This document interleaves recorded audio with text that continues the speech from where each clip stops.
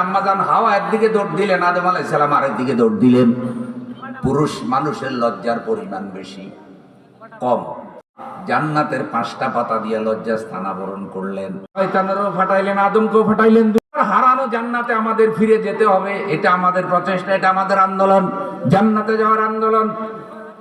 শয়তানের সকল ষড়যন্ত্র মোকাবেলা করে দিন মেনে, দিনই চরিত্র নিয়ে আখিরাতের জীবনকে আবাদ করতে হবে, জীবনকে আখিরাতের দিকে নিতে হবে। আর দুনিয়া মাজরাতুল আখিরা।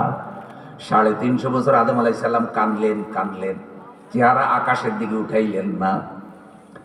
অবশেষে আরাফাতের ময়দানে গিয়া আল্লাহর কাছে কাঁদতেছে।